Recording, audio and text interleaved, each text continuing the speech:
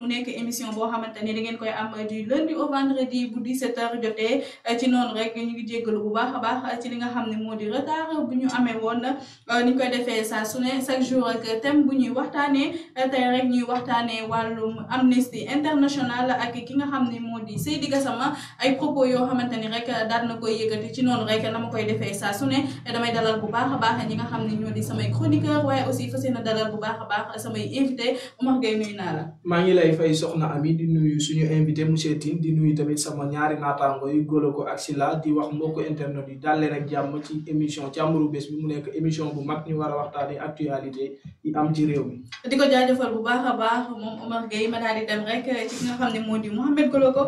Golo ko nuyu naa la di la bàyyi rek nga nuyu ak suñu mbokku internet yu Thiaroye Info TV. maa ngi lay fay soxna Amina di nuyu monsieur Tine di ko dalal suñu plateau bu baax a baax di nuyu Lay Sila ak ki nga xamante ni moo di Omar Gueye te ma bokk ak ñoom plateau bi di nuyu aussi mbokk internet yi nga xamante ni saa su ne ñu ngi ñuy topp ci fi nga xamante ni moo di thiaroyeinfo.net ci lépp loo xamante ni suñu ay actualité la. di ko jaajëfal bu baax a baax Mouhamed Golo ko keneen ci kër gi mu di Abdoulaye Sylla moom sax gëj nañ koo gis ci li nga xam ne moo di émission càmbaru bis bi Abdoulaye nuyu naa la. Amina maa ngi lay fay maa ngi leen di jaajëfal di leen jox seen wàccuwaay di jaajëfal ñu toog di seetaan seen émission bi di càmbaru bis bi di jaajëfal ñu ma bokk plateau ci mel ni Golo ko Omar Gueye ak monsieur Tine. monsieur Tine ci noonu sax may ñëw ki nga xam ne moo di suñu invité mu di monsieur Tine pour la première fois émission càmbaru bis bi daal di lay dalal rek ma lay nuyu di la ziar waaye aussi di bàyyi rek nga nuyoo ko mbokk internet yu Thiaroye Info TV. asalaamaaleykum mbokki internet yu Thiaroye TV maa ngi nuyu waa plateau bi yëpp di kontaan trop ci dalal bi ngeen ma dalal tey. d'accord di la jaajëfal bu baax a baax di fàttali rek moom ki nga xam ne moo di suñu invité ndax nañoo waxtaan ak moom tey ci ay jafe-jafe yi nga xam ne rek ñoom am nañ ko ci fi nga xam ne moo di autoroute à péage bi nga xam ne rek yëkkati woon nañ leen ginnaaw ay at mu mel ni rek jamono ji dañoo daal di rek suivre li nga xam ne moo di injustice mbokk internet yi di leen xamal ne rek li nga xam ne moo di antenne bi ubbi nañ ko képp koo xamante ne bëgg nga participer si li nga xam ne moo di émission bi mun ngeen ñu woo ci 77 036 06 74 si noonu rek ñu daal koy sax tàmbalee ci li nga xam ne moo di actualité mu mel ni rek ñi nga xam ne ñoo di waa Amnesty International daal nañ def rek seen bilan ci atum 2019 jàpp 2020 ci noonu rek mu mel ni rek ki nga xam ne moo di njiit bi di ki nga xam ne moo di njiit bi am na ay kàddu yoo xamante ni daal na koy yëkkati rek mu di Seydi Gassama mu mel ni rek ci li nga xam ne moom la xët yu njëkk xëyee tey ci suba gi ñoom dafa mel ni rek ki nga xam ne moo di Seydi Gassama mi ngi naan ñaari kër yi dafa am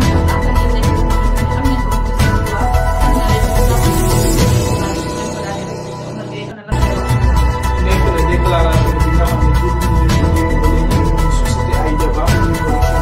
mais tamit dellument parce que pays bu mel ni Sénégal tamit suñu fi waxtaanee waxtaan bu góor ñi dina nekk li nga xam waxtaan bu rëy lay doon man nag damay def lu dul di ko ñaawlu parce que voilà góor jigéen moom jàpp naa ne fii ci Sénégal mënu fi jàll parce que même soo xoolee ci suñu constitution article 319 moom moo ngi wax sax ne sera puni d'un emprisonnement de 1 à 5 ans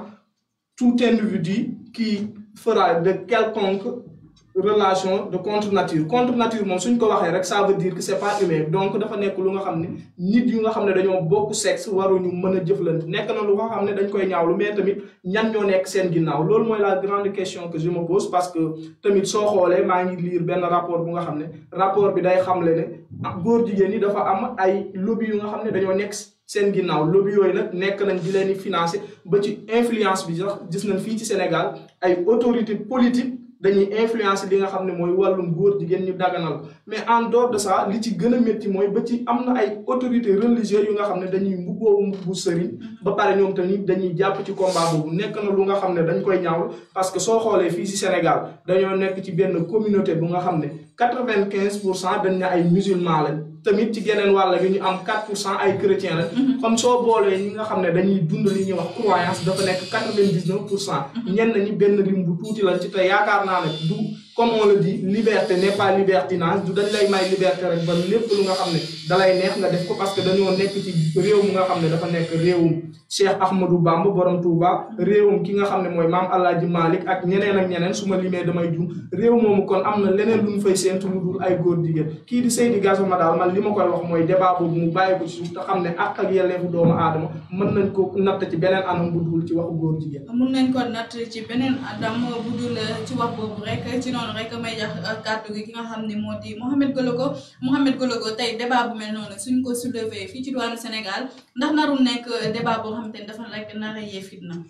waaw soxna Amina di jaajëfal Omar Gueye ci rappel bi nga xamante ni def na ko te mu teg ko ci li nga xamante ni aussi lu wóor la parce que ay article la andi donc loolu day wane li muy wax nekkul loo xamante ni daf koo làmbaatu mais fu wóor la ko teg donc loolu la Sénégal nekk na dëkk boo xamante ni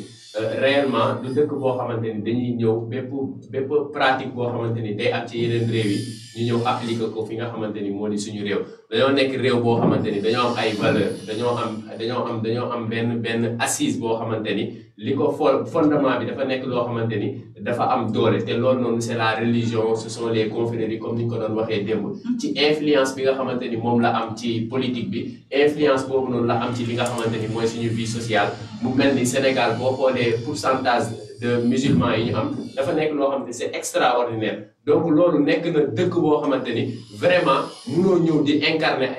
ci incarner ay valeurs yoo xamante ni xamuñu fan nga ko jëlee moo tax souvent boo gisee nit ñi di porter ay combat naan ay droits de l'homme dañ leen di wax ñu def ci attention mais ñoom duñu comprendre da ngay ànd ak ñoom ci vague bi ay droits de l'homme liberté d'expression liberté nangam liberté des personnes et cetera alors que loolu dafa am beneen combat boo xamante ni moo nekk ci ginnaaw loolu te combat boobu noonu ci nii lay génnee ci jafe-jafe ci jamono yu mel nii ngay comprendre ni ñii seen objectif nekkul woon ngir ay droit de l'homme nekkul pour ay question nañu libérer ki nga xamante ni dañ koo emprisonné woon mais dafa am message boo xamante ni moom lañ bëgg lancer te message boobu noonu biñ la jàppalee ba pare ba nga génn ci ay prison ak buñ la waree salfaañee sa ak sa yelleef bañ jàppale ba loolu génn ci li ci topp mooy ñoom seen objectif ñu mettre ko en place te à chaque fois mooy di ñëw di daganal li nga xamante ni moo di ay ngóor jigéen di daganal li nga xamante ni moo di sëy entre jigéen ak jigéen te loolu dafa nekk loo xamante ni nekkul suñu ay réalités ce ne sont pas des réalités africaines ce sont des réalités yoo xam ne dañ koo importer moo tax nekkul ay Amnesty International ñoo ñuy dicté ñun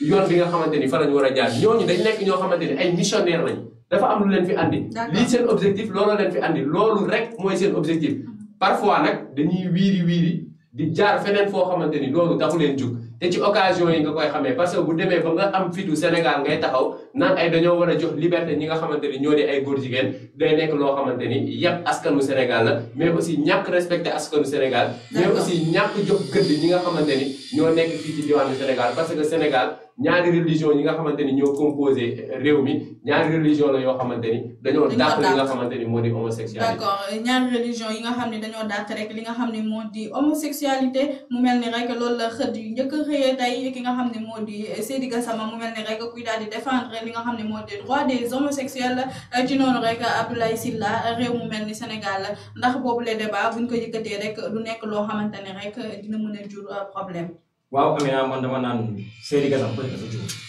parce que réew mu mel ni Sénégal réew mu nga xam ni comme ni ko waxee rek 95% ay musulmans lañu 4% ñoo nekk ñoo xam ni ay chrétiens lañu déjà boo xoolee ñaari religion yëpp amul kenn ku nga xam ne taxaw na di défendre li xam ne ay kii góor jigéen la donc ñun bu ñu nekkee suñu religion am lu ñu gëm am lu ñu fonk yow nga ñëw da ngay naan di nga imposer loo xam ne peut-être européens yi ñoom ñoo ko xam donc man dama naan y a problème. y a problème mooy dafa foofu peut-être am na lu mu bëgg a défendre ci moom comme ni ko Omar waxee sànq ay lu ñoo nekk seen ginnaaw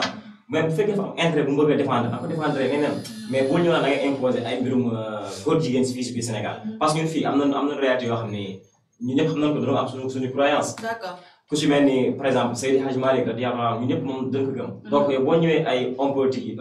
yow nga nekk benn homme politique jóge fële ñëw bëgg na imposer loo xam ne du suñu culture du suñu aada suñu cosaan donc naan y a problème. y a problème ci noonu rek may daal di dalalaat bu baax a baax suñu invité di wuyoo si Latir Tine li nga xam ne moom la ñuy waxtaanee rek amaana sax am na ci loo xamante ni dina ko ci sànni mu mel ni rek jamono ji nga xam ne ñu ngi def li nga xam ne moo di rapport d'Amnesty International ñu ngi ni naan rek le Sénégal dans le rouge ça veut dire dire rek li nga xam ne moo di àq ak yelleef ak doomu aadama yi dafa am ci benn boor boo xamante ne respecté nañ ko mais am ci beneen boor boo xamante ne respect amuñ fa te boobule boor jàpp nañ ni rek dafa nekk côté boo xamante ni ñi nga xam ne ñoo di boroom ñaari tur yi comme on le dit en wolof seen côté li nga xam ne moo di seen àq ak yelleef daal ñu koy respecté ba tax na rek ki nga xam ne moo di Seydi Gassama daal ci addu rek di jàpp ne dañoo war a respecté seen droit ana la ngay sànni ci loolu. waaw xanaa di ko naqarlu rek parce que boo dee xool da ngay xalaat ni grande puissance bàyyeeguñu ba léegi ñu ngi nekk ci ginnaaw institution yi parce que ay obligation la yu bari yoo xamante ni tey bëgg nañ ko jàllale ñooñu ñoo nekk ci ginnaaw moo tax bu dee jullit nga daal di woote woo jullit xam ne bis di nga dee ñu suul la nga laloo sa ndeyjoor am na yoo xam ne waru ko génnee si génn di lor population bi di yëngal di laal dignité humaine loolu lu jar a moytu la daal.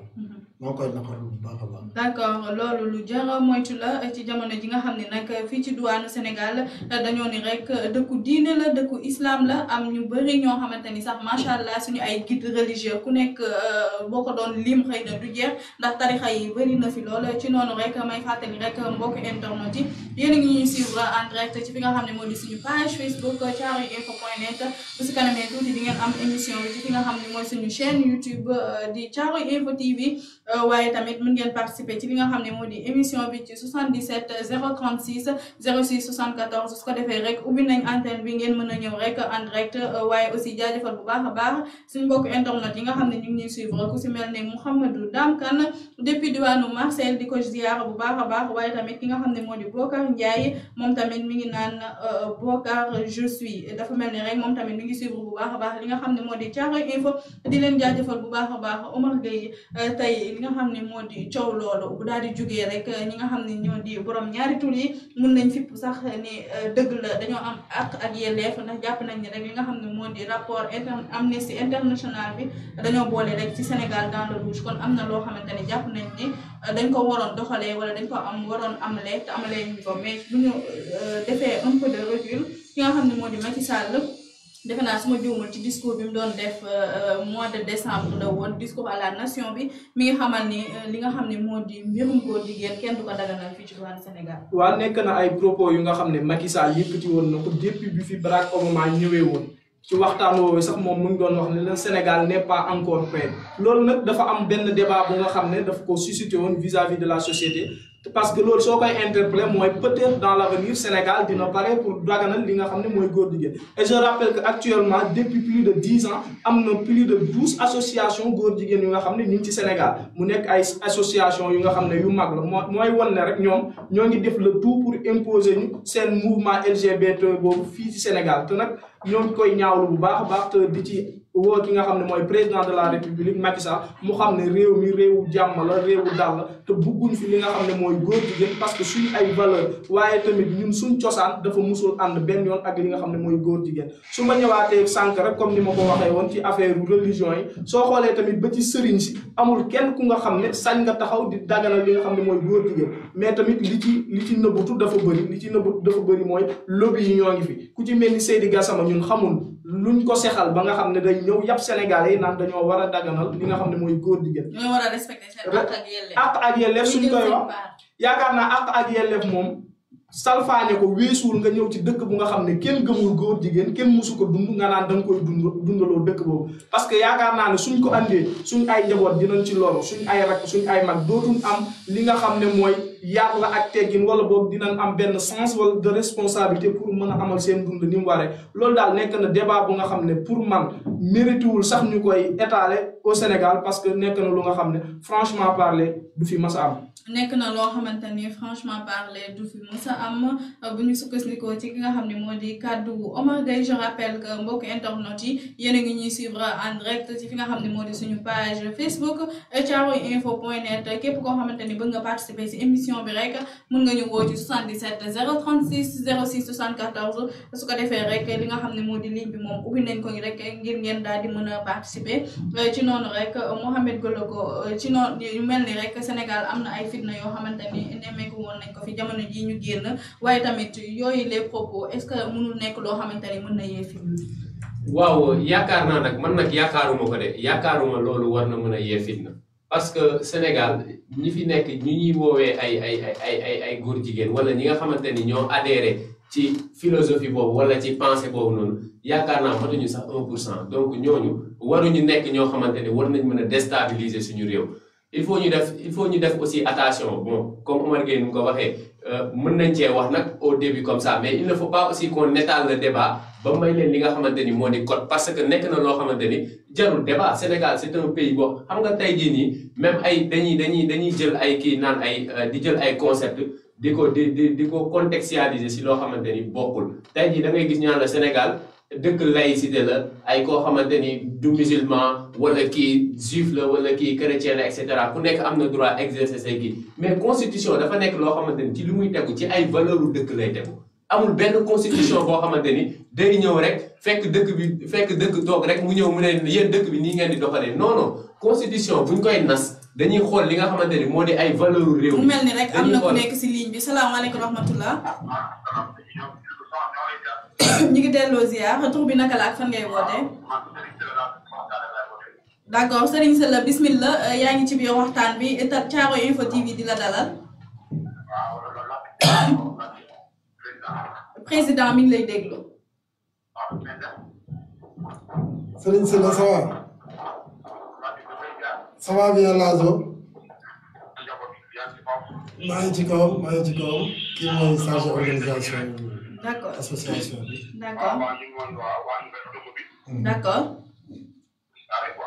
d'accord bismillah.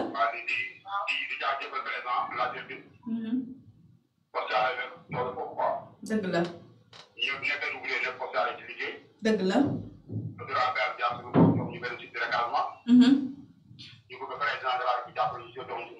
dëgg la.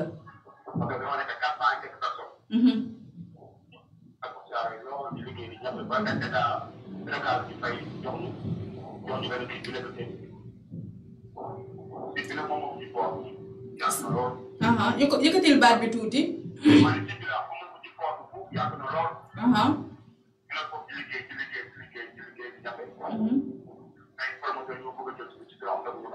léegi jamono ji dañoo jël site bi wala jëlaguñ ko ba léegi.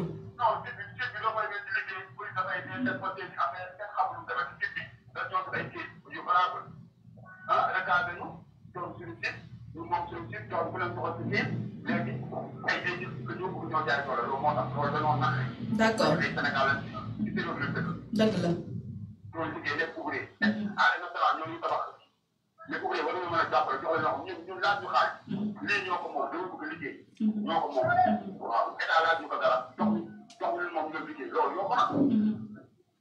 dëgg la. dëgg la.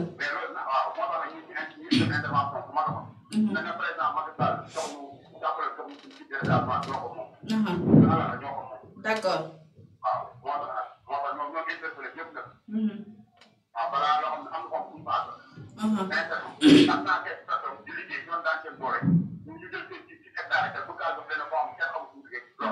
dëgg la. dëgg la tey yéen la fi teewal. d'accord.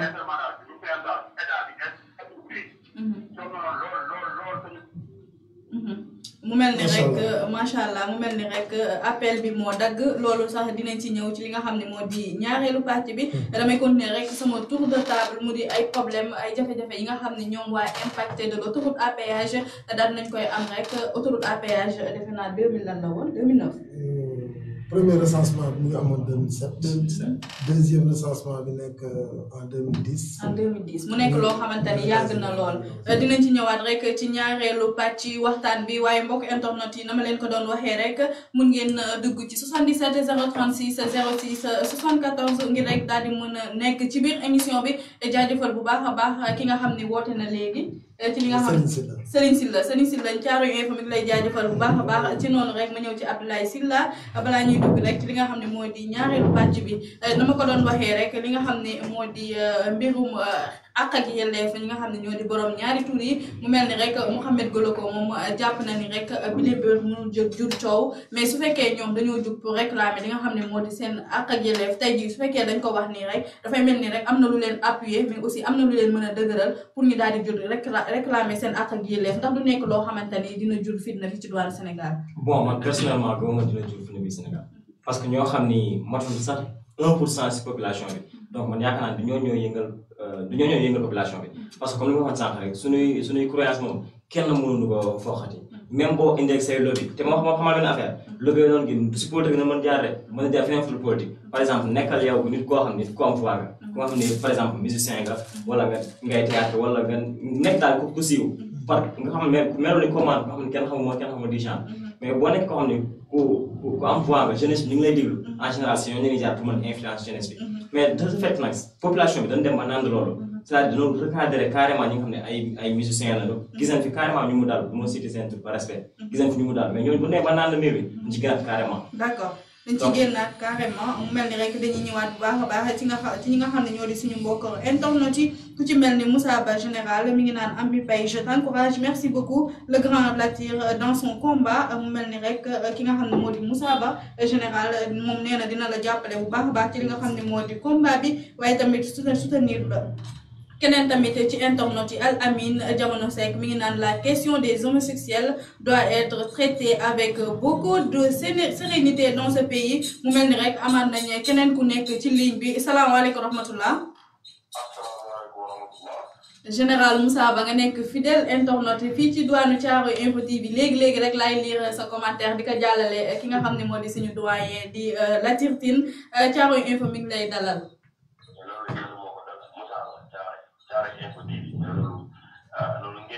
ah gis nga kon dañ koy ngénte incha c'est vrai jeex na tàkk yaa ngi ci biir yow ci ñun nga bokk ñoo ko bokk. merci beaucoup. non dañ lay may danga may wax rek chemise boo bëgg sa émission bi jeexee ma summi ma jël borom chemise bi naj ko summi chemise bi jox la. ah yëpp nga bëgg d'accord xam naa ni moom grand bi moom chemise am du si bokk mais xam naa ni Silla ak Omar Gueye moom yëpp loolu du nekk problème. monsieur le maire.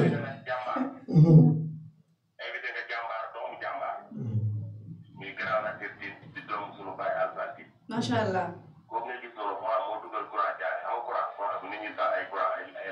ah loolu xaw ma ko woon information détail nga ma jox. macha allah. rafet na.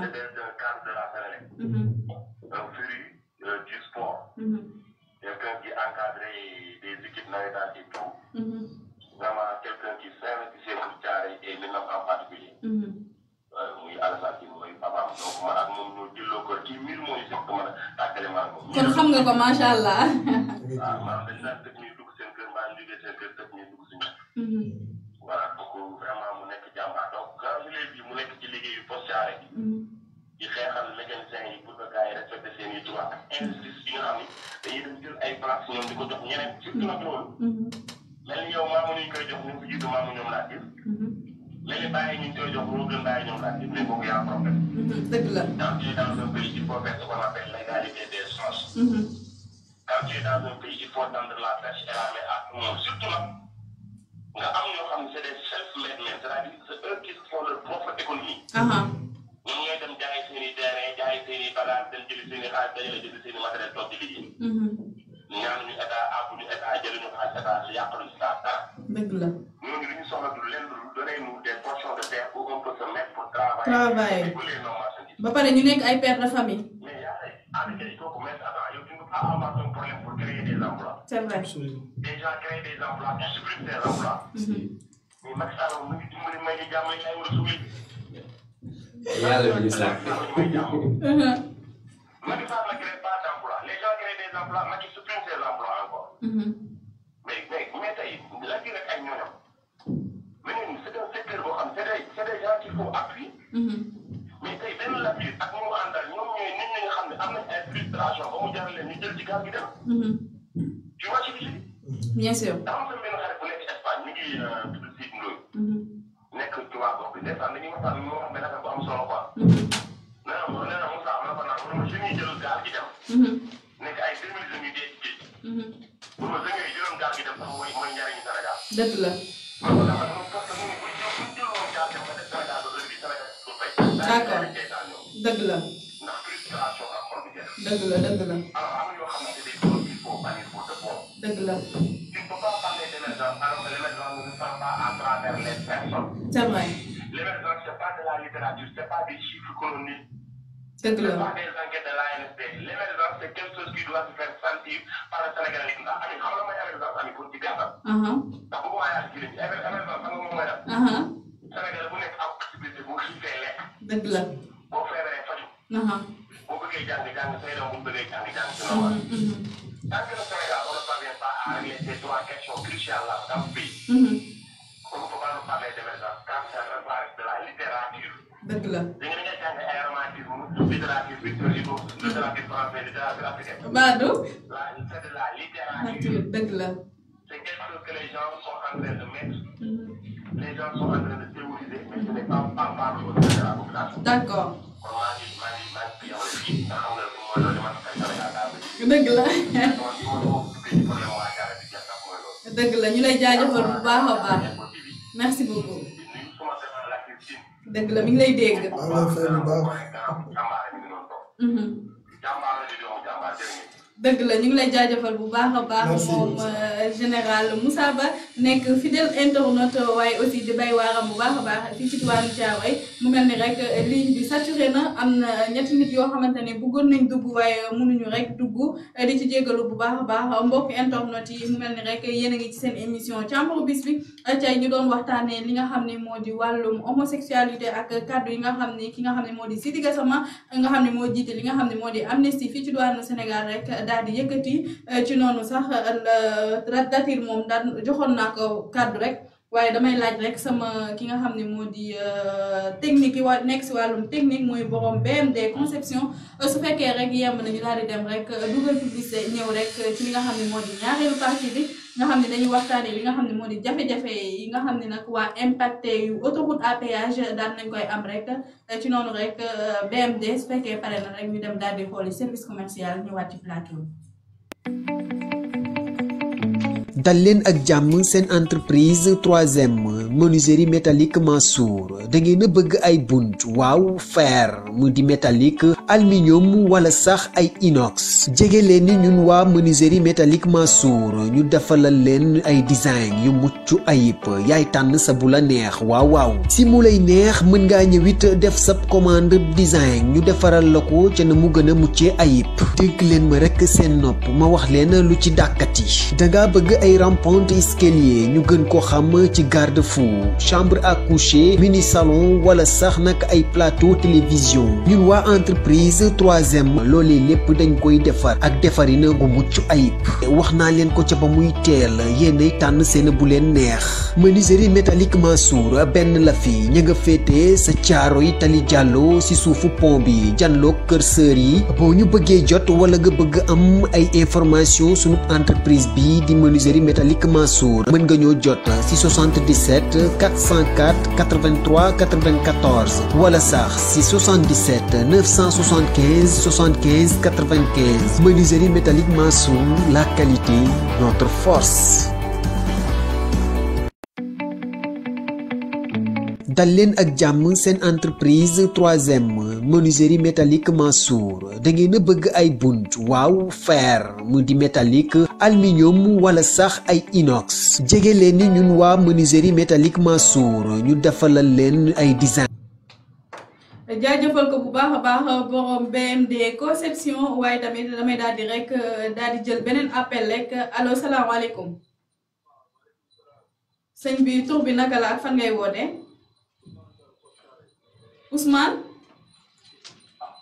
Ousmane Ba bismillah dalal ak jàmm Ousmane Ba bismillah dalal ak jàmm fi nga xam ne moo di Thiaroye Info. merci beaucoup. merci beaucoup.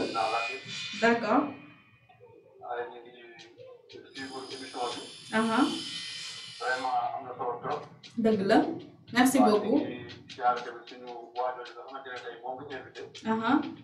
muy wax ci problème mu artisan yi. ak problème mu tamit suñu site bi nekk bële na la Sémbu. waaw ñu ngi ko ciy jaajëfal bu baax. d'accord. waaw di rafetlu waxtaan bi am na solo trop. mi ngi lay dégg. waaw waaw ñu koy siyaare bu baax président la. waaw merci Ousmane. waaw ñu ngi lay siyaare bu baax di rafetlu vraiment que contribution boobu ngay def am na solo trop. jërëjëf. waaw ñu ngi sa gannaaw daal. merci beaucoup merci beaucoup. waaw ñu ànd ak yow nag lépp nag waaw. merci. waaw ñu ngi lay siyaare bu baax di rafetlu émission bi am na solo. d'accord rafetlu merci beaucoup jërëjëf. ñu ngi lay jaajëfal Ousmane Ka. équipe bu Thiaroye Info mu ngi lay jaajëfal bu baax a baax mu nekk Ousmane Ka nekk foofu tamit ci diwaanu poste Thiaroye waaye tamit mu mel ni rek dafa bokk si ñi nga xam ne ñoo impacté wu ci li nga xam ne moo di autoroute à péage bi ni ñu koy defee saa su ne rek li nga xam ne moo di ñaareelu partie émission bi dañuy daal di dalal rek suñu gan waaye laataa loolu rek ma delluwaat tuuti rek ci émission bi ki nga xam ne moo ci gunge mu di Mansour borom 3e moo ko internet yi képp koo xamante ni da nga bëgg fauteuil wala nga bëgg li nga xam ne moo di chambre à coucher bu mucc ayib wala nga bëgg sax li nga xam ne moo di porte en fer wala aluminium mun nga ko dem seeti rek mu ngi fii ci diwaanu Thiaroye jàkkaarloo ko Kër Sëri boo wàccee ci pont bi juste li nga xam ne moo di entreprise am foofu la nekk waaye tamit mun ngeen koy jot ci 77 975 75 95 77 904 75 75 95 mu nekk jeune di yëngatu ci wàllum entrepreneuriat waaye macha allah daal di teg rek li nga xam ne moo di entreprise am ay ndaw jiti daal ci xëy rek ci noonu rek Latir ma lay daal di dalalaat rek ci li nga xam ne moo di plateau bi mu mel ni rek dañuy waxtaanee li nga xam ne moo di jafe-jafe yi nga xam ne moom ngeen am ci autoroute à péage bi nga xam ne nag yëkkati woon nañ leen diwaanu 2007 waaye de 2007 ba léegi rek mu mel ni jafe-jafe yi dafay gën yokku na dafa am ab site de recasement boo xam te ne sax dañ leen ko joxoon te jamono jii rek ñu ngi koy bëgg a nangu ci seen loxo. effectivement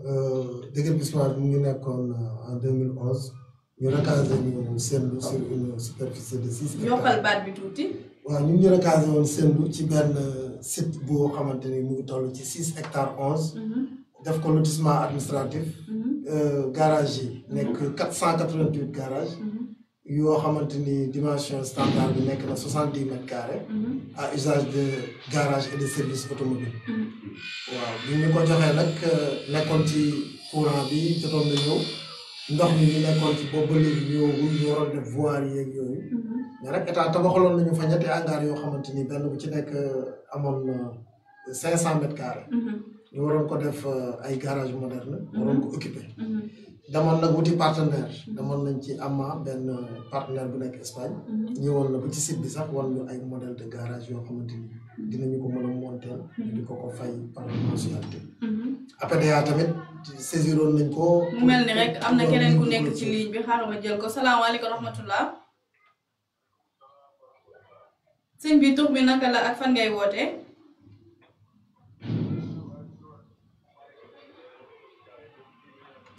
tur bi El Hadj Malick Mbow. d'accord El Hadj Malick ñu ngi lay dalal ci Thiaroye Info TV mu mel ni rek damay bëgg a yokk son bi mais dafa mel ni rek dafa nanguwul waa bismillah ñëwal.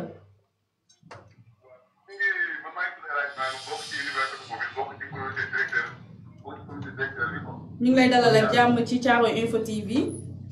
waaw ñu ngi sant yàlla bu baax di sant suñu président boobu la ñu yónni kooku ñoo ko yónni. macha allah. mu nekk moom la fi biir. allo. bismillah ñu ngi lay dégg. waaw moom la fi biir moom ñu ñoo ko yónni mooy suñu président bi nga xam ne ñoo ko yónni. dëgg la. waaw. mu mel ni rek tey seen jafe-jafe rek la ñuy waxtaanee moom sax am na as lëf rek loo xamante ni daan na ko ci junj rek ci jamono ji nga xam ne rek dafa amoon ay site de recasement yoo xamante ni joxoon nañ leen ko mais mu mel ni rek jamono yi dañ ko rek bëgg a nangu ci seen loxo. waaw xeex boobu de léegi moom mais moom du ma ko nangu duñ ko nangu. du mën a nekk. bismillah yaa ngi ci biir. dëgg la.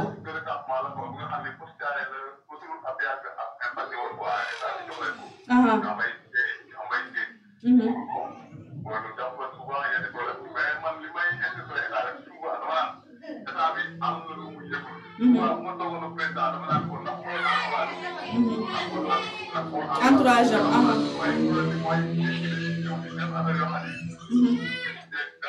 dëgg la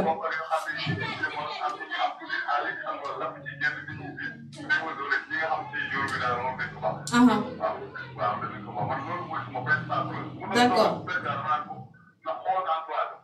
xool ñi ko wër mu xool ñi ko wër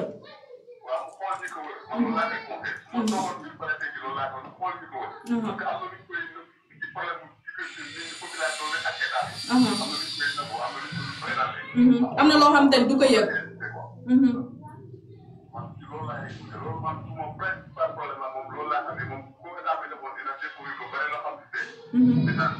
d'accord d'accord mu mel ni rek message bi jàll na waaye aussi seen président mi ngi lay déglu. El Hadj Malick merci sa dugub bi rafet na trop vraiment wax nga lépp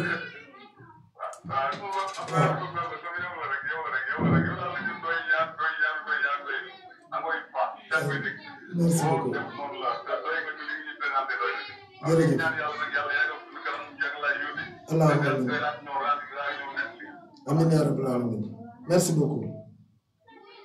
d'accord El Hadj Malick Thiaroye Info mi ngi lay delloo njukkal bu baax a baax di la ziar waaye aussi si contribution yu am solo yoo xamante ni rek daan nga koy wax mu mel ni question boobu dama koy jox rek ki nga xam ne moo di Mouhamed Goloko après nga daal ciy tontu ndax mi ngi naan état ñi nga xam ni mooy entourage am la war a mën a xool ndax am na si ñoo xamante ni li nga koy wax ak li am nekkul réalité ma bàyyi la rek nga yeggali ci li nga xam ne moom nga doon wax ginnaaw bañ leen déguerpir ñu jox leen ab site de recasement mais mu am ay partenaires yoo xamante ni yéen a ngi ci doon liggéey. effectivement maa ngi tolloon si APDA jamono boobu Ibrahima Ndiaye moo nekkoon directeur bi ñu defoon ko demande pour mu jàppale ñu ci nu mu ko mënee ginnaaw ci suñu secteur la bokk ñu demoon def monté benn projet pour mur de clôture au moins pour ñu jàppale ñu ci projet bi demoon ADPM ñoo ñu jàppale woon si montage du projet bi sollicité woon nañ tamit fonds ci jamono boobu pour que comme que dañu bëggoon kenn ku nekk sa garage nga defar ko équipé ko doon na laaj xaalis tuuti pour ñu jàppale ñu pour bu ñu mën di liggéey di fay ndax bi ñu yëkkatee metti na kenn ku nekk benn somme d'argent bu ndaw lañ la joxal pour nga yóbbu ci say bagage dédommagé la nga dem installé wu ci site boo xamante ni presque c'est à presque vingt et quelques kilomètres de Dakar. d'accord ñàkkoon nañ suñu clients yëpp par exemple. bëri na bon ci noonu ñu nekk fa di jóge ko daanu ba benn promoteur ñëw fa. bonjour ñu xëy benn promoteur ñëw ne moom mooy liggéey port bi jaar urbanisme ne nañ ko abal benn hangar balaa ñuy joxe suñu tontu. mu mel ni rek amaat na ku nekk ci ligne bi salaamaaleykum wa rahmatulah. sëñ bi tur bi naka la ak fan ngay wootee. Serigne Modou Thiam Poste Thiaroye. dafa mel ni rek ñu ngi ma naan yaay kilifa gu mag gi dalal ak jàmm ci fi nga xam ne moo di Thiaroye Info TV yaa ngi en direct nii. bismillah. mi ngi lay dégg waaw Serigne maa ngi lay dégg bu baax a baax. jërëjëf. merci beaucoup.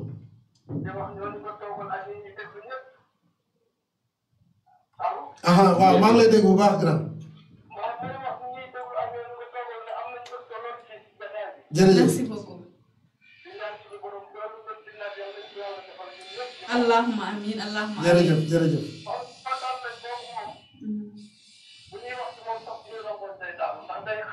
macha allah. macha allah. amiin. allahumma amiin.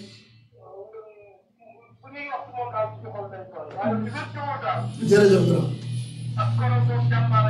macha allah.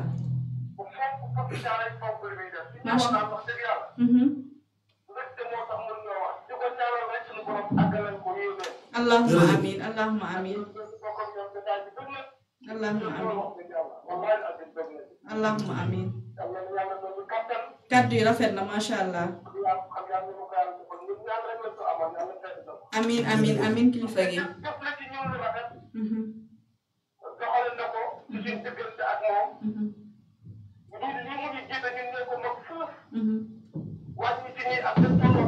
dëgg la macha allah. macha allah yàlla bu yàlla tas yaakaar. macha allah. ndeysaan rafet na. merci beaucoup. ñun dañuy déplacé wu sax ñëw ba diwaanu Poste Thiaroye incha allah. merci beaucoup.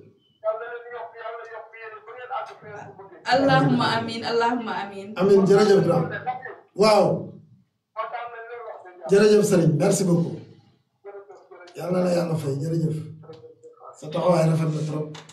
waaw kooku moom grand bu baax la moom vraiment macha allah mu nekk kilifa waaye tamit da ngay sentir ni li muy wax rek ci xolam la ko tibbee li ñu naan rek Thiaroye Info dañ naan l'information au service de la communauté bi ñooñu fi teg mais aussi ñooñu tax a jóg lépp loo xam te dafa nekk problème wala sax nekk ay jafe-jafe dañ koy daal di rek ñëw teg ci table bi waaye waxtaanee ko ci noonu rek mu mel ni sax jamono ji waa Poste Thiaroye macha allah kontaan nañ ci yow ndax boobu ba léegi ñu ngi daal di njëkkante rek li nga xam ne moo di ligne bi waaye kenn ku nekk rek bëgg na dugg wala ni li nga xam ne moo di xëy na combat bi nga xam ne yaa ngi koy porté ñoom ñi ngi sa ginnaaw mu mel ni rek li olof di wax jiite yombul te sax boo jiitee ay nit macha allah ñëpp am cër buñ la jox nekk na loo xam te ni c'est pas évident. effectivement man su ma amee doole wala may dem di toog ak ministre wala may toog ak président c'est grâce à ñoom parce que bu dul woon ñoom man du ma tekki dara ñoom ñooy laay gëstu gis leen sama ginnaaw su ma bëggee doole ñoom ñoo may doole bu ma taxawee am fit ñoom ñoo tax surtout grand mel ni grand Serigne Modou Thiam nii El Hadj Malick Loum Babacar Lay Mbaye Lam ñooñu ay nekk ay doyen yoo xamante ni presque à la retraite mais dañoo ñëw topp suñu ginnaaw di ñu jàppale mel ni loo xamante ni bon ñoom ñoo ci ëppale te loolu yëpp bon gore rek moo tax ñu di ko def parce que bi ñu jógee di xeex metti woon na trop mais dañu taxaw ba léegi bàyyiwuñ du ma def lu dul di leen sant di leen gërëm ak même monsieur le maire Moussa Ba man monsieur le maire rek laa koy wax vraiment maa ngi kontaan trop ci intervention boobu parce que sama dëkkandoo la far mu daje ma ñëw Thiaroye TV mu bokk tamit Thiaroye TV comme ni nga ko waxee vraiment def ci man loo xamante ni vraiment déclaration mel ni rek ligne bi saturé na waaye suñu bàyyiwul rek xam naa ne moom tey naroon ñu ko jàmbar salaamaaleykum wa rahmatullah sëñ bi tur bi ak fan ngay wootee ñu ngi delloo ziar Lazo ziar nañ la Lazo ça va ñu ngi lay ziar bu baax a baax bien yaa ngi ci biir émission yaa ngi en direct fi nga xam ne moo di Thiaroye Info dëgg la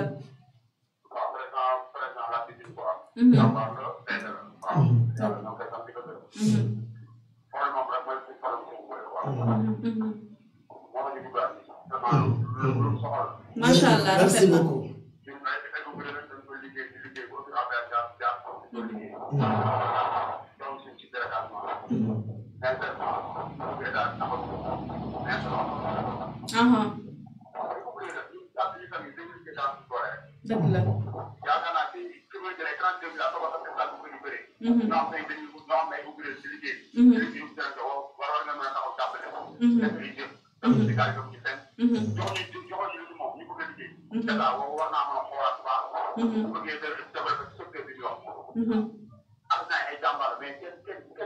dëgg la dëgg la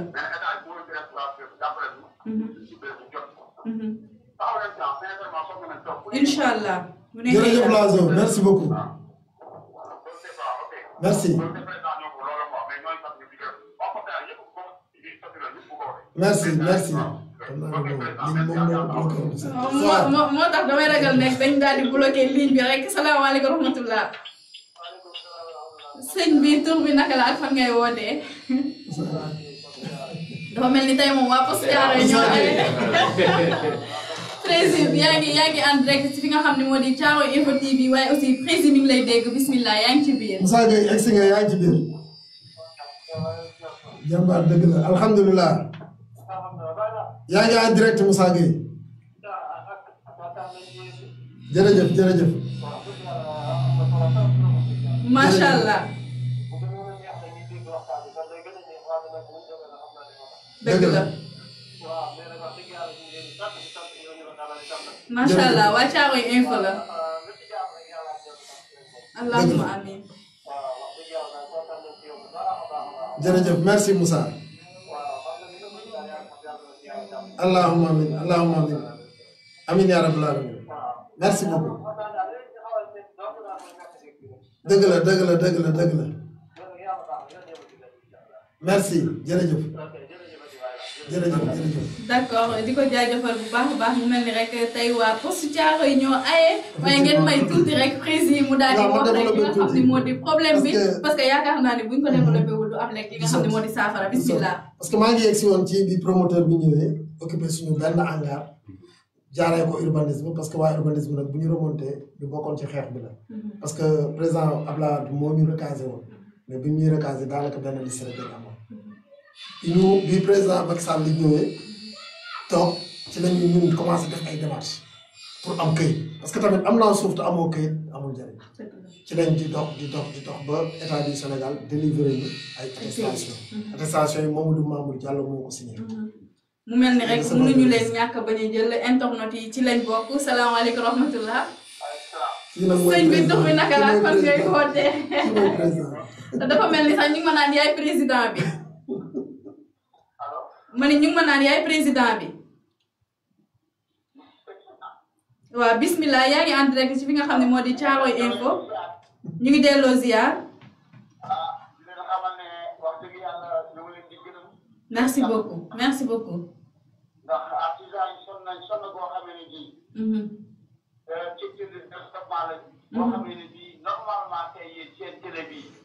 war ngeen koo sax.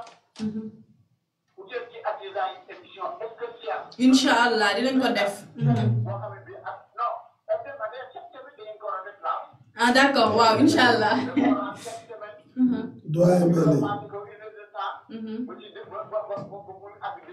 incha allah. président laajte boobu nga invité la. wax dëgg yàlla ñu ngi koy suivre. jàmbaar la. ñu koy sant moom ak équipe bi muy àndal yëpp. li mu leen di amal nag mooy. le président Macky Sall. laay waxal. message la bu ma koy jox. j'ai plus de 63 ans yott bi moom la dundoon. macha allah. du ma xale. dëgg la. li nga xamee ne lii moom mooy doxal réew. mooy secteur informel. moom fi nekk. xanaa après ñu formalisé leen waaye ñooñu ñooy formé nit ñi. ñoo fi nekk dëgg la. ñoo fi nekk. ak site boo xamee ne bii pour la première fois. autoroute à péage bi. ñëw muy lu bees sax ak réew. ñoom ngi ay place d'affaires. maanaam ñoom ay PAP lañ. PAP mooy personne affectée par l'autoroute à péage d'accord. loolu ñu koy jëlee autoroute bi nag. état Sénégal moom rechargé bu la. wax dëgg yàlla. Ablaye Wade à nos jours ba ci président Macky Sall. kenn rechargé wu. kon la waa Poste Thiaroye am. nañ ngeen ko yokk sa bàyyi leen ko ndax nañu jàpp ne. bu la waxee ay 400 et quelques francs. ndax bu nekk jël 5 personnes. ñaata nit la. bari na bariwul. bari na. 488 multiplié par 5. dëgg la. dëgg la. liggéey moom fi nekk rek. gars yi li ñuy def yëpp wax maa Cheikh nee na maa ngi baat maa Cheikh Nala Fall nee na. maa ngi bàyyi ba ëllëg yàlla fay wax may jëf. li nga fi yëpp muy visible muy bâtiment yeeg tali yëpp dëgg la loolay tax. d' accord. waaw jërëjëf ñu ngi leen di sant di leen gërëm. ñu ngi lay sant yow tamit di la gërëm. jërëjëf Baye Mbaye jërëjëf Baye Mbaye. maa ngi koy félicité bu baax di ko encouragé. sa wax ji rafet na merci beaucoup. d' accord xam naa ni diwaanu Poste Thiaroye yi jamono ji ñu ngi ñuy daal di rek suivre en direct mais dañuy daal di rek bloqué tuuti li nga xam ne moo di appel yi mën a bàyyi rek président daal di yaatal ci noonu sax moom tey moo leen fi teewal amaana rek lépp loo xamante ni dafa nekk seen i jafe-jafe wala sax dafa nekk loo xamante ni problème la dinañ ci jéem a waxtaan président ma lay bàyyi nga continuer rek. waaw ci noonu daal le promoteur bi ñëwee occupé suñu hangar yi illégalement ñu nekk fa di liggéey un bon jour benn capitaine police ñëw fekk ñu fa. loolu ban moment la. il y a presque 2 ans de cela première fois bi il y a 2 ans de cela. ñu ñëw fekk ñu fa. daal di ñuy somme daal ne ñu da ngeen di fii daal mënatu leen fi nekk. yokkal baat bi tuuti. daal di ñu naan rek fii mënatu leen fi nekk. ñu ne lu xew ñu ne ah fii daal port bi nangam. ñu ne ndax mën nañ am kayit ñu ne déedéet mu laaj ma kayit ma génnee sama kayit woon ko mu ne ma ah man daal dama jot ay instruction ci samay supérieur fii mënatu leen fi nekk ñu jóg def combat médiatique bu metti ba def demande de marche au niveau du préfecture de Rufisque monsieur le préfet Ababacar Kane moo fa nekk première fois bi daf ñu ko rejeté ñu defaat demande mu nangul ñu ko ci guddi gi la ñu Omar Gueye woo Omar Gueye ancien ministre de la pêche woo ñu fële à Diamniadio ci guddi gi demande nañu à ce que nañu surseoir marche comme que nous étions une forte délégation te man rek du ma décidé man su doon man kese damay maintenir sama marche waaye ñi ma àndaloon mag ma mooy ñii doon dugg léegi ñëpp a nga fa woon ñama daal président ñu ngi lay ñaan nga bàyyi ñu xool ba xam ginnaaw ministre bi ñaan na ma nangul leen ko tamit daal di ne nag damay dem police bu ma xëyee naa dem ci commissaire bi ñu defaat beneen procès verbal ma wane ni bàyyiwuma waaye dama surseoir ñu d'accord tamit ma xëy dem police Tëngéej ñu entendre ma man surseoir marche bi PV yëpp a ngi noonu ba ministre Omar Gueye na mu ko waxee it noonu la ko defee woon ndax le lendemain le samedi daf ñu jox rendez-vous 9h dem directement sur le terrain def xool ànd ak ñun xool lépp nañu yéen de jotewu leen dara ak ces port bi man maay yor port yëpp waaye port bi ginnaaw miiré na lim moom yéen a ngi ci wetam mën ngeen fi nekk cohabitation mën na nekk ñëpp d'accord ni cohabitation mën na nekk mu ne damay woo sama homologue seen ministre de tutelle jamono boobu Mamadou Talla la mu woo Mamadou Talla ne ko sa njaboot de laa toogal nii ah dañu am jafe-jafe ci seen site de recasement bu leen état joxoon léegi nag dama bëgg nga taxaw ci recevoir leen le lundi le directeur de l'artisanat Diakhaté DEA woo ma ne ma ministre neen dina leen recevoir après demain ñu daal di def délégation delluwaat ci ministre bi fekk fa gouverneur mu toog ñëpp toog ñu waxtaan exposé lépp wax lépp ni mu demee xam ne dañ doon liggéey ñu jëlee ñu fa te que ñu fa jëlee respecté wul sax ñu doon yëkkati maanaam nit ki même boo ko dee sommet sax wala mais nga bindal ko këyit comme que moom bi ñu ko fay teg joxoon nañ ko këyit bu état soxlaa na ñëw jox ko këyit ne ko nii ak nii waxtaan moo gën a correct si nit ak moroomam. wala nawle ak moroom kenn joxuñu dara. bi loolu jàllee ministre bi dem en conseil des ministres défendre ko parce que li ñu ko jox c'est du solide. c'est vrai bi mu demee défendre ko en conseil des ministres président Macky Sall ne leen ñoom ñoo ko wax de samay kàddu ndax ci beneen audience bi ñu am ak ministre bi moo nañu tey de j'ai une bonne nouvelle pour yéen ma ne ko ah moom mu ne waaw mu ne le président a pris la décision ñu delloo leen seen site de recasement ngeen di liggéey maa ngi nii di signé kayit bi ñun ñaa ngi toog de ñu ngi may déglu maa ngi nii di signé kayit bi jox ko gouverneur mu somme ka xam ne mu génn ngeen jël seen site lii de ci lañ mujjee am ñu dem ba il y a presque 20 jours de cela wala 25 jours de cela police ñëwaat le commandant de Bargny ñëwaat fekkaat ñu fa ñuy liggéey. 2 ans après. waaw après li ma lay wax ni matul c'est pas encore un mois. 25 waaw d'accord matul un mois waaw matul un mois mu fekk ñu fa ñuy liggéey mu waxaat ñu la même chose. ànd ak bi yoon sax un certain xaw ma nee na mooy directeur port bu xaw ma ak ses collaborateurs. ma ne leen yéen jox leen ñu këyit buy wane ni au moins. war nañoo jóg ñun war nañu jóg. joxuñ ñu benn loolooy logique. te ñu ci lañ jógee def demande foofu laa jógee foofu bi ma forcé jeunes yi taxaw yor seen arme yëpp ñun kële la ñu yor tournevis kële marteau di liggéey ñoom ay arme la ñu yor foofu laa jógee woo préfet ba sonn jotuma ko ma taal sama oto dem préfecture toog ci salle d'attente bi bind ko ne ko monsieur le préfet man de maa ngi nii ci sa buntu bureau j'aimerais ngeen recevoir ma 5 minutes pour des éclaircissements parce que tamit ay responsable lañ. taal kenn dàq ñu taal ñun xam nañ ni ñuy taalee luy tàkk rek la ñuy liggéey. mais ay kilifa ngeen mais ay responsable lañ du ñu woote ci fitna. donte mën nañ ko mais duñ ci woote ndax suñu njaboot lañ fi nekkee. ma woo mu ne ma beneen yoon loolu la ma wax dinaa la recevoir ma beneen yoon ma dellu bind ko demande d'audience ne ko ñaan ko pour mu recevoir ma audience ba warul 5 minutes. waaw mënu sax 5 minutes parce que dañoo ñëw toog mun nañu ah man de dama jot ay instructions pour que kenn du fa nekk. ñu laaj ko kan mun a la tiir man de vraiment mënuma sax détaillé ndax gis nga fi réew mi toll man aw ma sax jot waaye man daal li ma su ma sañoon nga dem ci gouverneur su nga demee ci gouverneur moom dina leen mën a wax lu leer nii da la ko waxee. kon amul benn lu leer lu leen jox. non waxuñu dara lu leer fii la yem li ma la wax nii weesuwu ko amul ay instruction la jot à ce que kenn du toog ci site bi ñu daal di fay jógee mais comme que réew mi yoon lañ nekk te ba tey yaakaar nañ ci suñu justice yaakaar nañ ci suñu institution nañu jaar fi nga xamante ni fa la citoyen bu légal di jaar ñu bind demande d'audience gouverneur jamono boobu ñu ngi ci réew mi xaw a tàng tuuti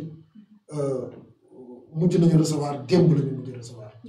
gouverneur démb ci suba la ñu recevoir wax dëgg yàlla tamit recevoir nañu réception bi wax dëgg yàlla jaar na yoon ànd na ak yar ànd na ak teggin ànd na ak respect ndax it ni ñu ko waxee woon ni noonu la suñu situation mel ak këyit yi ma ko woon ni loolu la ñu am bokkul woon moom ci jëm boppam mu ñaan ma ne ma comme que nii la demee danga may ma gis les ministres conseillers comme ça concerné mën a xam ban attitude laa ci doxe mais nag si loolu yaa ngi ciy sentir ak càggante bu wér bu jógee si état bi ndax tamit yow mënoo di recaser nit plus de 400 pères de famille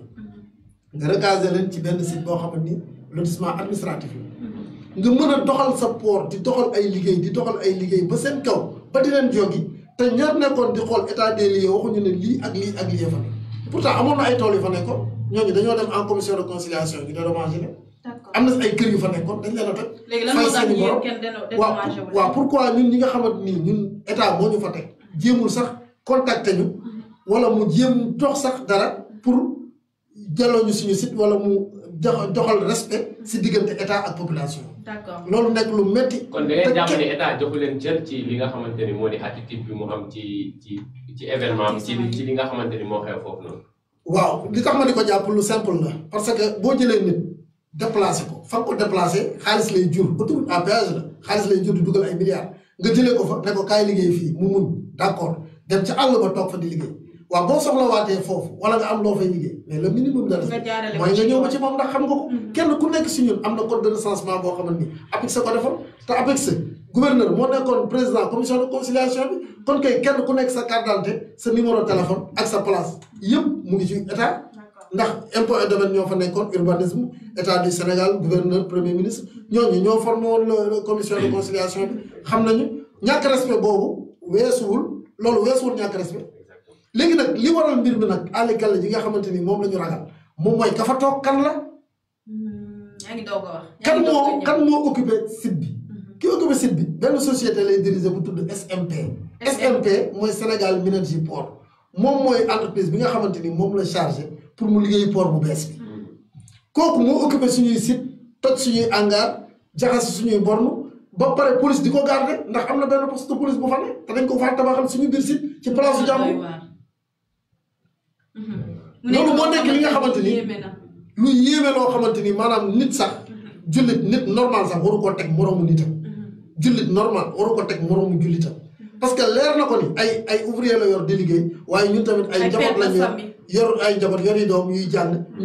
ñu am place liggéeyukaay mu teg ci loxo ba pare ne état du Sénégal moo ko jox. d'accord ci noonu rek Omar Gueye mu mel ni rek li nga xam ne moo di état continuité la mais gis nañ ni rek ñi nga xam ne ñoo di état bi ñoom jamono yi ñu leen di yëkkati dafa mel ni jamonoy Ablaye Wade la tey mu fekk ci régime mu Macky Sall mais waroon na nekk benn continuité boo xamante ni même bu fekkee dañ leen di yëkkati ñu jox leen seen àq ak yelleef mais gis nañ ni problème yooyu dafay bëri état bu la fi teg jug dem yoonam beneen état bu ñëwee daal di doxalee lu ko neex ana lan ngay gis ci loolu. waaw état continuité la mais tamit moom débat bi ñu andi dafa nekk débat bu nga xam ne au niveau national la wàllum suuf moom gis nañ fii ci Sénégal dafa commencé am ay problème litige foncier bi dafa bëri ci réew mi mooy ci mairie yeeg lépp fépp foo dem rek da ngay gis ñu nga xam ne seeni place wala boog seeni dëkkuwaay dañ koy toj mais ñoom seen problème dafa nekk problème bu nga xam ne dafa spécifique parce que mënoo am sa bërëbu liggéeyukaay nga nekk fa di fa daan sa doole nekk père de famille yow li ngay liggéey ci ngay dund ñu jëlee la fa déjà dina am benn perte bi nga xam ne dinañ ko am vis-à-vis de seen ay clients parce que clients yi il paraît que fi ñu leen déplacé distance boobu pour ñu parcourir ku day nekk lu nga xam ne dafa métti loolu dina nekk waaw da ngay. may ma rek ma jël une dernière internaute asalaamaaleykum wa rahmatulah. waaleykum salaam wa rahmatulah. sëñ bi tur bi naka la ak fan ngay wootee. Ibrahima Seyla maa ngi wootee si Kambaaw.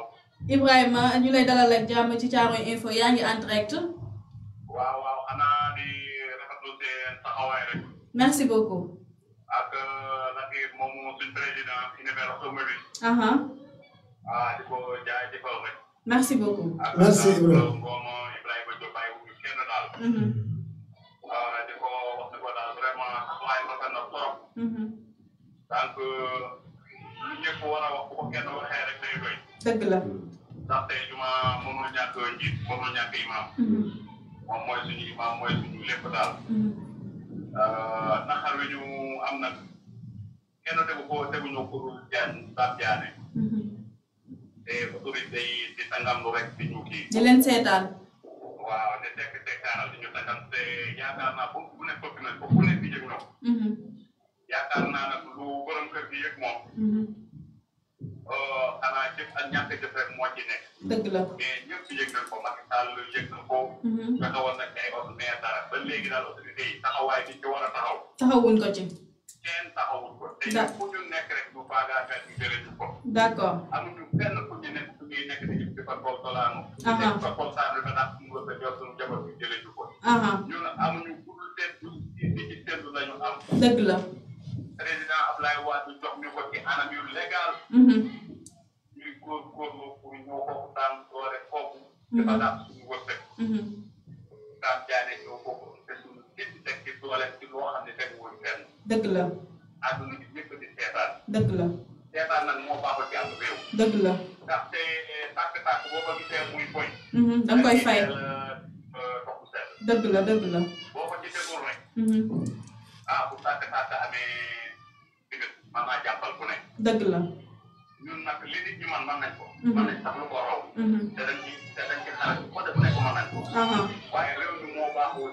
fajal sa doole dëgg la comme réew mi dafa am droit ci réew mi droit lañ nekk ngir yàlla ak yeneen dégg autorité yi ko dégg di dimbali dox incha allah ñu jëlee ñu ko d'accord man waaw ñu ngi lay jaajëfal di sant la tir moomu rek Ibrahima jërëjëf merci beaucoup di ko jaajëfal nga xam ne taxawaay rafet na trop merci beaucoup xol yi yëpp dafa tàng mënu ko sax expliquer effectivement nit ñi wax da ngay xam ne xol yi dafa fees tey moo leen fi toogal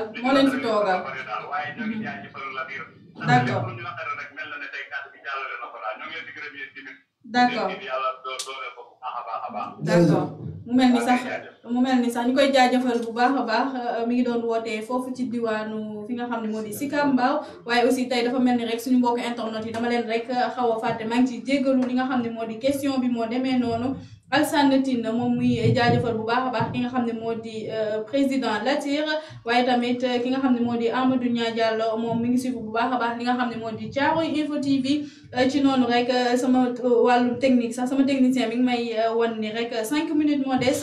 Jannatine Sey moom mi ngi naan de tout cœur avec vous Latir yal na yàlla defar lépp du courage bro Seydina Anatal Sey moom aussi mi ngi naan nos encouragements mi ngi ñëwaat sax naan Latir nos encouragements voilà un monsieur au cœur d'or ñu koy jaajëfal bu baax a baax moom mi ngi ñëwaat sax naan nous lançons un appel à la hiérarchie de les aider de les accompagner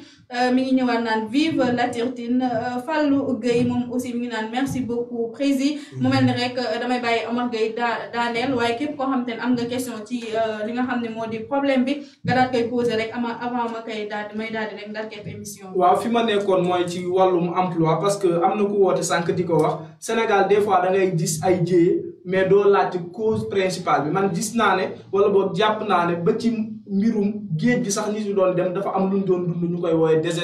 désespoir boobu nag mën na daal sax ñi nga xam ne ay plus de 400 familles lañ ñu doon liggéey di daan seen doole ñu jëlee leen au lieu que état Sénégal di créer emploi parce que xam nañ dañoo am problème mu emploi ñoom dañuy jàpp seen ay doomu askan di leen ni salfaañe wala boog di dama seen ay tànk te soo dégloo ci intervention mooy dossier bi mu demee ba yegg ci Macky Sall réaction amoon na mais peut-être autorité yi ko seq dañoo bàyyi ba nga xam ne Macky Sall affaire yi dal na ñu jaaraat ci suuf loolu tamit ñu ngi ci interpellé waat les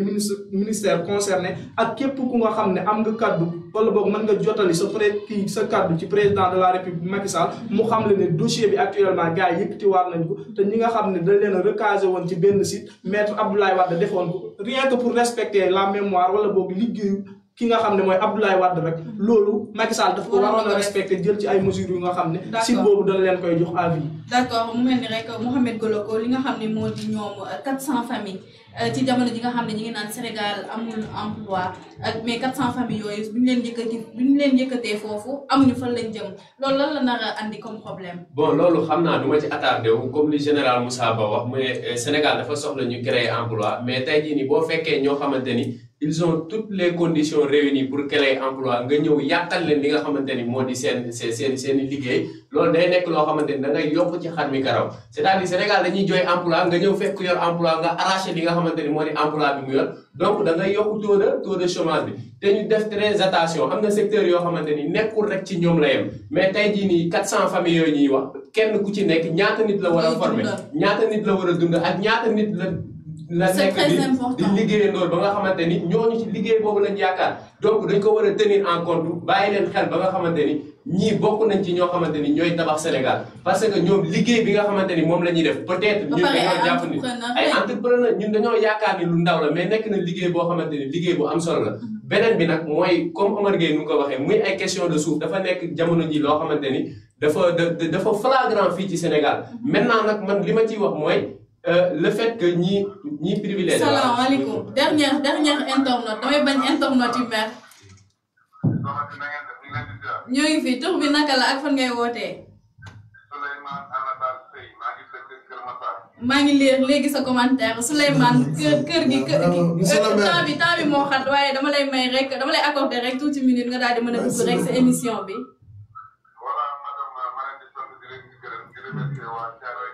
Merci beaucoup. Machallah.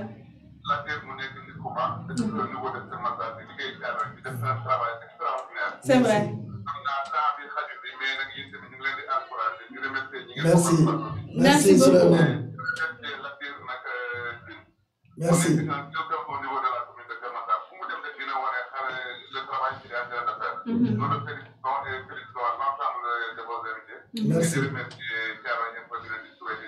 Merci beaucoup kontaan nañ merci beaucoup Mouhamed ma bàyyi la rek nga tënk ci 30 secondes. waaw mooy li ma doon wax ma ne lu gën a garaaw ci mbir moom problème terrain yi problème suuf muy jaay doole lañ ciy gis dañuy gis ñi nga xamante ni amuñu doole ñi nga xamante ni amuñu voix ñi nga xamante ni dañuy nabi ngir am li nga xamante ni ci la ñuy jàpp ñooñu à chaque fois ñooy nekk victime gis nañ fi Ndingler nekkul loo xamante ni lu yàgg la ñu jël ay famille yoo xamante ni dañoo am seen i tool fu ñuy mën a dundee ñu jël ko jox ko benn nit boo xamante ni moom moo koy jël moom mu accaparé ko koo xamante ni xaw ma actionnaire dañuy nekk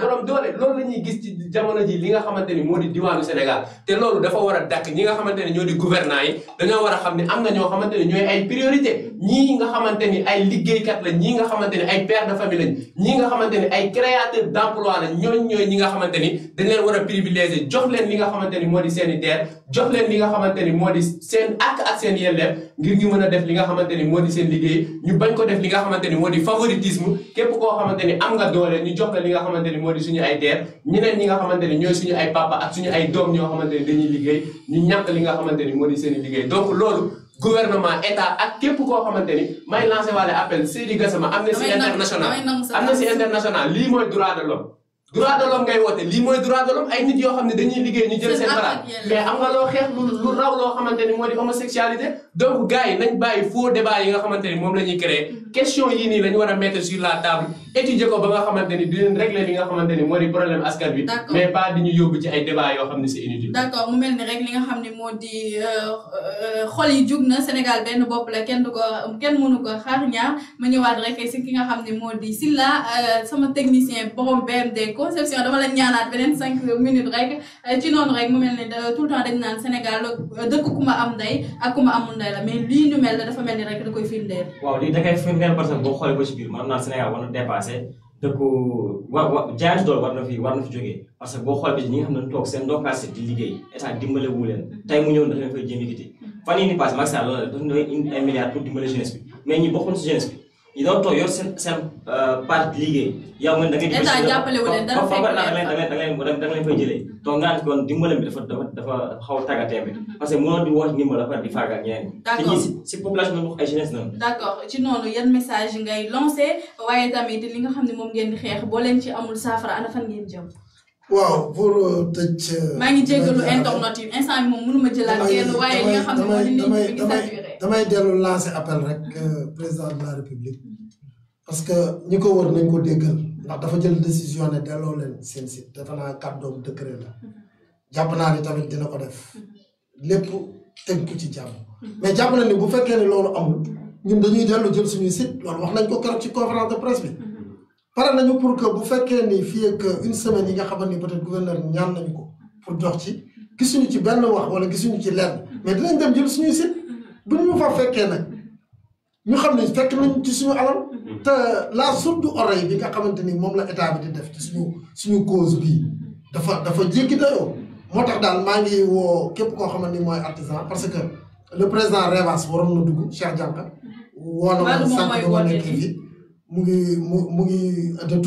tout cœur avec ñun ndax artisanat yëpp benn la ñun ñëpp benn lañ ndax keroog rek mardi bi passé am nañu audience ak ministre bi bañ ko waxee loolu lañ ko wax dañ ko ne ñun bu fekkee ni li nga xamante ni mooy si li ñu yaakaar ñu jëloon ñu suñu site bi amul dinañ delluwaat jël suñu site ba luñ ciy góobee kar ko. d'accord maa ngi gërëm ñëpp intervenant yëpp comme que waxtu bi dafa gàtt. non joxaguma la dernier kàddu. ok xaaral ma defaat tour de table. mu mel ni rek dégg nañ ne li nga xam ne moom la Latir Tine daal di wax rek ci jamono ji nga xam ne nag moom moo nekk président bu univers automobile ci jafe-jafe yi nga xam ne nag ñu ngi koy dund waaye tamit mu nekk loo xamante ni appel la ñuy lancé ñun moom xam naa waa Thiaroye Info pare nañu pour topp seen ginnaaw daal leen di jàppale rek ci li nga xam ne moo di combat bi ndax l'information au service de la communauté la ñu wax askan gi képp koo xamante ni am nga lu la metti rek war nañ jug ànd ak yow porté ak yow boobu les combat te lii sax dañ cey gis loo xamante ni kumba am ndey la kumba amul ndey ak koo xamante ni dafa ñëw di leen jaay doole te nekk na loo xamante ni rafetul benn yoon fii ci douane Sénégal ci noonu rek Omar Gueye la ngay tàggatoo. waa di am mbégte ak contentement ñëwaat ci émission bu mag bi di càmburu bés bi mais tamit di encourager tamit di féliciter suñu grand Tine Latir Tine di ko wax ne combat bi nekk na combat bu nga xam ne du sa combat kese parce que soo gisee ñi fi woote rek nga xam ne ñëpp ñu ngi si ginnaaw te ñun tamit suñu wàll muy waa Thiaroye Info lépp luy information wala boog lépp luñ ci mag rek ci xeex boobu dinañ ko def pour jàppale leen parce que askan bi lañ fi nekkal ginnaaw loolu tamit may nuyu mbokku internet yu Thiaroye Info yëpp di leen di wax càmburu bés bi moo fi ñëwoon ba suba incha allah. d'accord ñu lay jaajëfal bu baax a baax Mouhamed Koloko. waaw di jaajëfal bon grand Latir. moom xam naa ni day ñëwaat. nekk na loo xamante ni vraiment nit nekk ci plateau ñun ñi sax amuñu occasion poser ko question tellement que li mu doon wax c'est très pertinent di wax nag ñi nga xamante ni ñoom ils se disent des patriotes ils se disent je sais pas des gens yoo xamante ni dañ fi nekk ngir askan wi nañu jàppale ñii parce que ñii c'est un combat national suñu ay morom la suñu ay compatriotes lañ ñoo xamante ni dañuy subir injustice des Guy Marius Sagna waa FRAPP France dégage ñi nga xamante ni ñooy M2D nañ ñëw jàppale ñi ngir ñu gagné li nga xamante ni moo di seen cause parce que seen cause bu noble la sàcc ñu ko fenn ñu ko ñaanuñu ko ñoom ñoo ko moom donc nañ leen delloo li nga xamante ni moom lañ moom ngir ñu mën a eggali li nga xamante ni moo di seen liggéey di ko jaajëfal bu baax a baax vraiment beneen bi di nuyu mbokk internet yi di leen joxaat dig daje ci beneen numéro càmbaru bés bi di nuyu rek sama benn frère kooku mi ngi nekk depuis UGB Mouhamed Thiam mi ngi ñuy suivre depuis sànq bëggoon na woote mais xam naa crédit bee bariwul étudiant amul xaalis en tout cas xam naa ne appel yi ma fi jot rek ëpp na 6 appel wala 7 te mënuma ko wuy waaye temps bi jeex na mbokk internet yi ñu ngi ciy jégalu bu baax a baax Sylla lan ngay tàggatoo. waaw xam naa maa leen di jaajëfal monsieur Latir Tine si nu mu accordé la invitation bi di leen jaajëfal yi ñu bokkoon plateau bi di jaajëfal képp moo xam ne toogoon nga di seen émission bi càmbaru bis bi di leen jox dig daje yëpp dañu incha allah. d'accord ñu daal koy bàyyi sax mu di suñu invité mu daal di tàggatoo. waaw avant muy tàggatoo rek may andi benn information ci ki nga xam ne mooy journaliste bi nekk 2S ñu koy wax Astou Dione gis naa ko tamit waa TFM dugal ko ñuy annoncer le décès du doyen des juges Samba Sall. waaw parce que jamono yële ñu ngi wax ne dafa feebaroon mais actuellement annoncé nañ ko il est décédé. loolu massa di ko jaale Sénégal métti na inna lillahi wa inna ilayhi raji'un mu nekk information boo xamante ni daf ñu dab léegi ci diwaanu direct bi mu di doyen des juges Samba Sall ci jamono ji ñu doon wax ni sax dafa daal di rek feebaroon yaram bi moo sutante jamono ji ñu ñuy xamal ni rek dafa mel ni rek yàlla moom na ko mu nekk loo xamante ni tiis la di ko masawu Sénégal gi yëpp. président lan ngay tàggatoo. waaw di leen sant di leen gërëm di jaale kooku ngeen le doyen des juges di ci tirer tamit leçon parce que jaay doole baaxul ndax ñëpp fi la ñu mujj kon nag loolu lañ ci bàyyi xel. te àdduna amul benn solo. àdduna amul benn solo ndax benn nit bëgg a jël alalu ay téeméeri nit tëdd ci fa ngay mujj du baax te ëllëg lépp ci ay nettali lay mujj. maa ngi gërëm yéen waa plateau bi Thiaroye Info TV maa ngi leen di sant bu baax a baax. di gërëm ñi nga xamante ni ñoo ma yebal fii ma toog muy waa Poste Thiaroye su ngeen ma mayee ma tur bismillah demal waaw doyen Mbaye Lay le président de l'association le président d'honneur kooku ku baax la wax dëgg yàlla woote na Serigne Modou Thiam El Hadj Malick Loum Serigne Silla Ibrahima Silla Fallou Gueye bi nga tudd léegi le président Ibrahima Diop ñëpp ñi nga xamante ni jàpp nañ ci combat bi ñu ngi leen di sant ñu ngi leen di gërëm Moussa Gueye ñu ngi koy sant ñu ngi koy gërëm ñoo ngi gërëm képp ku ci bokk ñu ngi koy sant di ko gërëm di leen jaajëfal bu baax a baax ngeen may ma nag ma nuyu sama yaay il faut ma sant ko gërëm ko taxawaayam Moussa Ba le maire dugg na sànq wax sama papa li mu fi def yàggu fi 40 ans la dugg ci kaw suuf ba léegi ñu ngi fi wax ay jaloore 87 la génn àdduna sama yaay moo ñu yar ba ñu toll nii ñu toll kon yaay dundal guddal fan sant nañ la gërëm nañ macha allah ñu koy jaajëfal bu baax a baax moom sax la ñuy dalaloon ci émission càmbaru bis bi mu di Latir Tine moom moo jiite sax ñi nga xam ne ñoo di waa univers automobile ci jamono ji nga xam ne nag mi ngi doon àddu ci jafe-jafe yi nga xam ne nag ñu ngi koy dund jamono ji rek mu mel ni rek wàllum injustice la waaye tamit wàllum kumba am ndey ak kumba amul ndey amaana sax dinañ ko invité waat ci yeneen plateau càmbaru bis bi su boobaa nag dañ koy gën a yaatal nga xam ne rek li nga xam ne moo di jafe-jafe rek moom la ñuy waxtaanee ci noonu rek may jaajëfal bu baax a baax ñi nga xam ne ñoom laa bokkaloon plateau waaye tamit waa Poste Thiaroye yi nga xam ne nag tey ñoo aye woon gis nañu li nga xam ne moo di appel yi bëri na ñu ngi ciy jéggalu am na appel yoo xamante ne mënuñu koo jël ndax kon su fekkoon dañ ko jël rek ki nga xam ne moo di président jafe-jafe yi bu ci woon ñëw ñu ngi ciy jéggalu bu baax a baax waaye di leen jox dig daje rek ci suba ak jàmm incha allah même heure ak émission càmbaru bis bi jaajëfal bu baax a baax borom BMD conception di ko jéggalu bu baax a baax ci li nga xam ne mooy xaabaabal gi wax xaabaabal mais je pense que nekk na loo xam te ne c'est très normal ndax émission bi moo ko laaj tey jii bu fekkee dañuy xeex li nga xam ne mooy àq ak yelleef doomu aadama dañu gis ni rek ñi nga xam ne ñoo di ay doomu Sénégal waaye tamit nga nekk père de famille yor kër yor jabar yor soxna yor ay doom yoo xam te dañoo yaakaar ci yow ngay subir injustice kon jar na rek ñu daat koy teg ci table bi daat koy waxtaanee ba ay saafara daat ci rek juddu loolu la ñuy ñaan bu neexee yàlla mbokk internet yi di leen jox daje suba incha allah à partir de 10h ci seen émission Thiaroye matin waaye tamit bu 17h jotee di ngeen am li nga xam ne moo di émission càmbaru bis bi ak beneen invité incha allah nagam neex na yàlla wéy leen di suivre li nga xam ne moo di suñu actualité yi ci www.thiaroyeinfo.net waaye bis kanamee tuuti di ngeen am émission bi en intégralité ci fi nga xam ne moo di suñu chaîne YouTube Thiaroye Info TV ni lañ koy defee saa su ne jaajëfal nañ leen bu baax suñu mbokk internet. merci.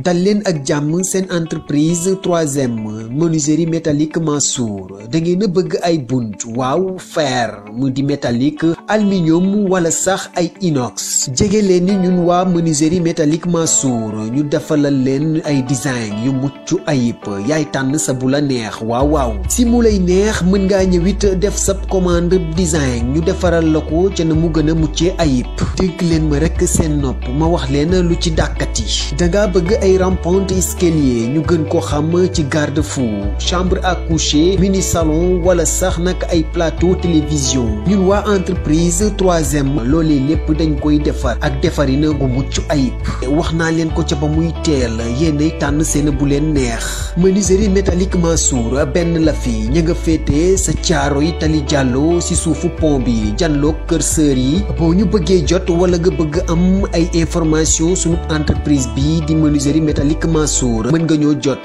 si 77 404 83 94 wala sax si 77 975 75 95 menuiserie métallique Mansour la qualité notre force.